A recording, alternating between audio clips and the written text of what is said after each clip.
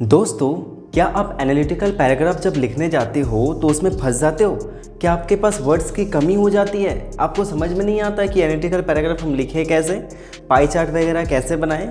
तो इस वीडियो में मैं आपको कुछ वर्ड्स देने वाला हूँ और आपको सिखाने वाला हूँ कि एनालिटिकल पैराग्राफ जो होता है ना, वो हम किस तरीके से लिखते हैं। तो मेरे साथ इस वीडियो में बने रहें और मैं आपको सिखाऊंगा सारी चीज़ें, और साथ साथ में मैं एक पाई चार्ट की भी एग्जांपल देने वाला हूं। तो आप इस वीडियो को पूरे अच्छे से देखें और अगर अच्छा लगेगा तो प्लीज़ लाइक भी करके ज़रूर जाना। तो without wasting more time, let's get the video started.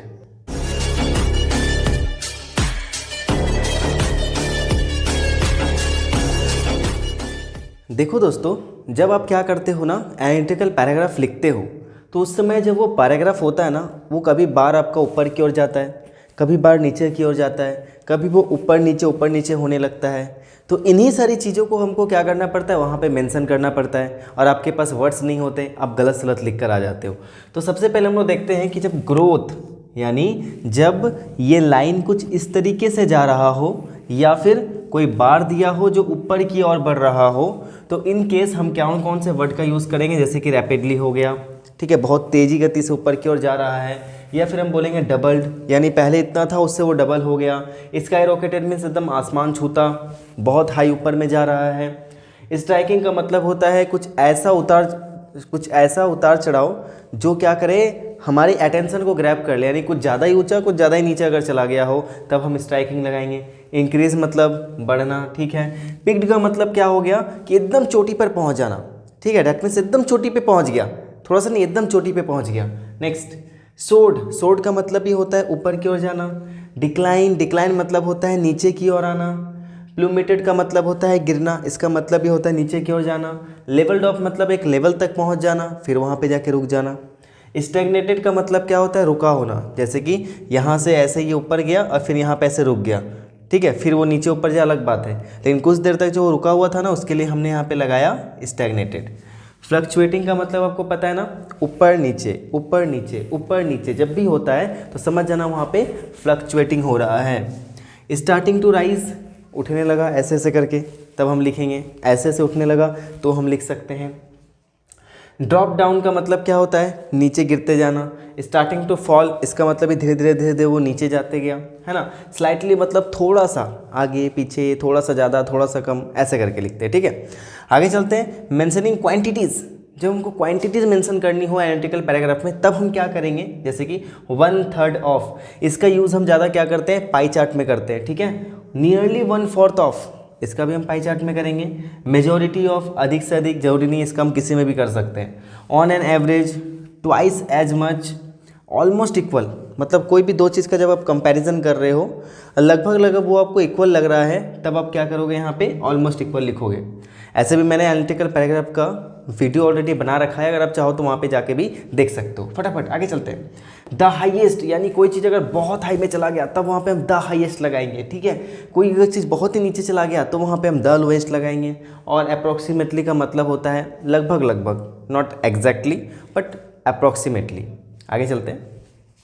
उसके बाद मैंने यहाँ पे लिखा हुआ है इस्टेब्लिशिंग रिलेशनशिप और कॉन्ट्रास्ट, ठीक है, यानी एक जो है वो दूसरे के सिमिलर में है, या फिर एक ऊपर जा रहा है दूसरा नीचे जा रहा है, कुछ ऐसा भी हो सकता है आपका कंडीशन, तब वहाँ पे हम क्या यूज़ करेंगे, सिमिलरली मतलब इसी तरीके से। इन कॉन्ट्रास्ट विद मतलब इसके विपरीत में, इसके कॉन्ट्रास्ट में। इन कंपैरिजन टू, कंपैरिजन के साथ आप टू वर्ड का यूज़ करोगे, कंपेयर कर रहे हैं तो। हाउएवर मतलब फिर भी। वेयर एज जबकि। एज अपोज्ड टू का मतलब इधर वाला बढ़ रहा है तो दूसरा वाला घट रहा है, कुछ ऐसा सेंस आएगा, तब वहाँ पे आप ये लगाओगे। वाइल मतलब जबकि। अ स्ट्राइकिंग डिफरेंस, कुछ ऐसा डिफरेंस जो हमारे अटेंशन ग्रैब कर ले। तो कोई भी जगह पे जब हमारा अटेंशन ग्रैब कर लिया जाता है ना, तो वहाँ पे हम लगाते हैं स्ट्राइकिंग। आगे चलते हैं। नोटिसेबल डिफरेंस, कुछ ऐसा डिफरेंस जिसको हम नोटिस करते हैं। नेक्स्ट फॉर कंक्लूजन, तो जब हम अपना कंक्लूजन पैरा लिख रहे हैं ना एनालिटिकल पैराग्राफ का, तो उस समय हम कौन कौन से वर्ड यूज़ करेंगे, मैं आपको टिक लगा देता हूँ। एक ओवरऑल यूज़ करना आप, और एक यूज़ करना आप इन अ नटसेल। ये ज़्यादा फेमस है और ज़्यादा अच्छा भी लगता है। आप चाहो तो यहाँ पे इन ऑल भी लगा सकते हो, इन शॉर्ट या देयरफॉर, आप इनमें से कुछ भी लगा सकते हो, आपका जो अच्छा लगे आप कुछ भी यहाँ पे सिलेक्ट कर लो। तो दोस्तों, अभी हमने क्या देखा कि एनालिटिकल पैराग्राफ में कौन कौन सी वोकेबलरीज का हम अच्छे से यूज़ कर सकते हैं ताकि हम कहीं भी गलती ना करें। ठीक है ना। तो अब फटाफट हम लोग एक एनालिटिकल पैराग्राफ देखने जा रहे हैं पाई चार्ट के रूप में। फिर मैं आपको समझाता हूँ कि पाई चार्ट वाला ना आप कैसे लिखोगे। अभी तक मैंने बार ग्राफ बता दिया, लाइन ग्राफ बता दिया, अब पाई चार्ट बता रहा हूँ ताकि आपको यह फटाफट रिविजन हो जाए, ठीक है। तो आप कहीं मत जाओ, मेरे साथ बने रहो। अब हम लोग चलते हैं। तो अब हम लोग देखने जा रहे हैं एक प्यारा सा पाई चार्ट, ठीक है। अब बिल्कुल भी डरना मत, ये एनालिटिकल पैराग्राफ ना बहुत ही ईजी है, ठीक है, अच्छे से देखना, ठीक है। तो क्या बोला है, सबसे पहले हम लोग क्वेश्चन पढ़ लेते हैं ताकि आपको ये समझ में आ जाए कि a survey was conducted to find out about the hobbies of the girls during their summer vacation.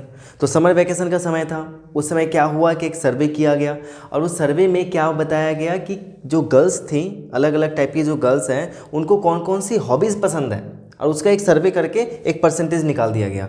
अब हमको क्या बोला गया है भाई, इस पाई चार्ट को देखना है, समझना है, स्टडी करना है और उसको एक एनालिटिकल पैराग्राफ में लिखना है। तो सबसे पहले दोस्तों एक चीज़ आप हमेशा याद रखना कि जब भी आप एनालिटिकल पैराग्राफ लिख रहे हो ना, तो वहाँ पे जो नंबर्स है ना उसको मेंशन करना बहुत ज़रूरी है।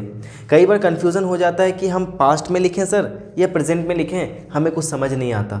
तो ये जैसे पैराग्राफ है ना, ये हमको कुछ प्रेजेंट वाली फीलिंग देती है, तो इसको हम प्रेजेंट में लिखेंगे। कुछ पास्ट वाले ईयर्स की अगर बात की जाए तो उस एनालिटिकल पैराग्राफ को हम पास्ट में लिखेंगे, है ना। तो चलो अच्छे से हम स्टडी कर लेते हैं इस ग्राफ में, मतलब सॉरी पाई चार्ट में क्या दिया गया है। जैसे कि रीडिंग बुक्स, कितने परसेंट गर्ल्स को बुक्स पढ़ना पसंद है, 30% गर्ल्स को। कितने परसेंट गर्ल्स को पेंटिंग पसंद है, 12%।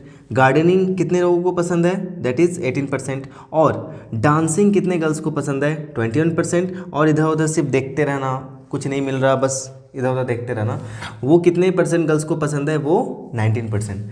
तो हमने ओवरऑल सबसे पहले सारे परसेंटेज को अच्छे से देख लिया। तो अब मैं आपको एक छोटा सा टिप बताता हूँ कि जब भी आप पाई चार्ट बना रहे हो ना, तो पाई चार्ट बनाते वक्त एक चीज़ आप हमेशा ध्यान रखना कि चाहे तो आप सबसे लोवेस्ट से हाईएस्ट की ओर जाओ या हाईएस्ट से लोवेस्ट की ओर जाओ। तो मैं अगर प्रेफर करूँ तो आप हाईएस्ट से लोवेस्ट की ओर जाओ, ज़्यादा अच्छा रहेगा, ये आपको लिखने में आसानी देगा। तो चलिए फटाफट हम लोग देख लेते हैं कि हम इसको लिखेंगे कैसे। सबसे पहले तो मैंने हेडिंग डाल दिया, हेडिंग डालना बिल्कुल मत भूलना, हेडिंग वहाँ पे डाल देना कि आखिर हम किस चीज़ के बारे में लिख रहे हैं। The hobbies of the girls during their summer vacation. तो समर वैकेशन के टाइम में गर्ल्स की क्या क्या हॉबीज़ हैं। दूसरी बात, जब भी आप लिख रहे हो यहाँ पे हेडिंग ना, तो ध्यान रखना उसका जो फर्स्ट वर्ड होगा, जो उसका सब्जेक्ट होगा, वो हमारा कोई नाउन होना चाहिए। नहीं मिल रहा है तो वर्ब को बिफोर बना दो, लेकिन नाउन ही रखना, ठीक है ना। तो देखते हैं मैंने लिखा क्या है। सबसे पहले एनालिटिकल पैराग्राफ का फर्स्ट पैरा हमें क्या कहता है, इंट्रोडक्शन। हमको इंट्रोड्यूस करना है कि हम यहाँ पे आखिर क्या देख रहे हैं, इन सभी चीज़ों को हमको क्या करना है, बता देना है। तो देखते हैं, the given pie chart illustrate. Illustrate का मतलब क्या होता है, दर्शाता है, ठीक है। Illustrates the percentage of hobbies of the girls during their summer vacation. The type of hobbies that are mentioned here are reading books, painting, gardening, looking and dancing। तो मैंने किया क्या, मैंने सिंपल सी बात है, जो भी यहाँ पे था मैंने लिख दिया कि ये पाई चार्ट हमें क्या दिखाता है भाई, परसेंटेज ऑफ हॉबीज़ के बारे में बताता है, कितने परसेंट कौन सी हॉबीज़ यहाँ पे दी गई है, साथ साथ में कौन कौन सी हॉबीज़ यहाँ पे इंक्लूड की गई है वो भी मैंने बता दिया है कि वो रीडिंग है, डांसिंग है, पेंटिंग है, लुकिंग है ना। तो अब हम लोग नेक्स्ट पैराग्राफ लिखने जा रहे हैं जहाँ पे हम कंपैरिजन करें। तो सबसे पहले मैंने क्या लिखा है कि मोस्ट ऑफ द गर्ल्स, यानी अब हम पूरे के पूरे अगर पाई चार्ट को देखें तो ये जो रीडिंग बुक्स है ना, मैं यहाँ से चल रहा हूँ, अधिक से अधिक लड़कियों को ये बुक्स पढ़ना पसंद है। तो मैंने क्या लिखा कि most of the girls are interested in reading. बहुत सारे गर्ल्स जो हैं रीडिंग करने में इंटरेस्टेड है। And they prefer reading books as their hobby, है ना, reading books as their hobby. That is significantly 30% and it is the highest percentage among all। तो यहाँ पे जब भी आप परसेंटेज को इंक्लूड कर रहे हो और जो सबसे ज़्यादा हो तो वहाँ पे सिग्निफिकेंटली डाल देना, ये एक अच्छा आपको इंप्रेशन देगा एग्जामिनर पे। तो मैंने क्या बोला कि अधिक से अधिक गर्ल्स को ना वो क्या है, पढ़ने में इंटरेस्टेड हैं और वे लोग क्या करती हैं, हॉबी को, कौन से हॉबी को, रीडिंग बुक्स वाले हॉबी को प्रिफर करती है, जो कि 30% है और पूरे के पूरे पाई चार्ट में सबसे ज़्यादा परसेंटेज वही सिक्योर करता है। नेक्स्ट आगे चलते हैं। It is followed by dancing, और उसके बाद कौन सा हॉबी है भाई, डांसिंग है। अब डांसिंग के बाद हम जाएंगे लुकिंग में, फिर गार्डनिंग में और फिर लास्ट में पेंटिंग में। तो it is followed by dancing which is preferred by 21% of the girls. तो तो इसको कितने लोग प्रेफर करते हैं? प्रेफर करने का मतलब ज़्यादा पसंद करना। तो 21% गर्ल्स जो हैं वो क्या प्रेफर करते हैं? डांसिंग को। And that is not much, जो ज़्यादा तो नहीं है बट नियरली 1/5 ऑफ द, ठीक है। इसके बाद हम आगे देखते हैं कि इसके बाद क्या है। आप चाहो तो फटाफट इसका स्क्रीनशॉट ले लेना, ताकि बिल्कुल मैं टाइम वेस्ट नहीं करना चाहता, आप फटाफट स्क्रीनशॉट ले लो। Which is nearly 1/5 of the total number of the girls participated in the survey। तो इसमें कहने का क्या मतलब है कि जो हमारा ये जो लुकिंग का जो हॉबी है, मीन्स डांसिंग का जो हॉबी है, ये क्या है कि बहुत ज़्यादा नहीं है, ठीक है, लेकिन फिर भी इस पूरे के पूरे ओवरऑल पाई चार्ट का 1/5 तो ज़रूर है। देखो अगर मैं 100% का 20% निकालूं तो, सॉरी 100% का अगर मैं 20% की बात करूं तो वो कितना होगा? 150 होगा ना। तो 150 के लगभग अप्रॉक्सीमेटली लगभग, इसलिए मैंने नियरली वर्ड का यूज़ किया है कि जितने गर्ल्स ने यहाँ पे पार्टिसिपेट किया है ना, उसके लगभग 1/5 गर्ल्स का एक परसेंटेज के बराबर में ये आपका हो जाता है, ठीक है। आगे चलते हैं। As many as 19% of the girls persuade looking as their hobby.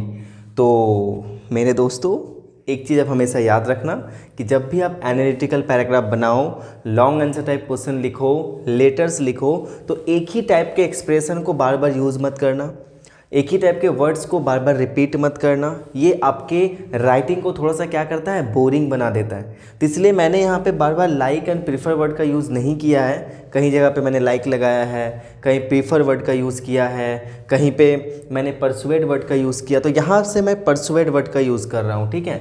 तो बहुत सारे गर्ल्स जो है ना, लगभग 19% गर्ल्स जो हैं, देखो यहाँ पे है ना, 19% गर्ल्स जो हैं उनको क्या करना पसंद है भाई? लुकिंग, इधर उधर देखना पसंद है, एज देयर हॉबीज़ हैप्पी।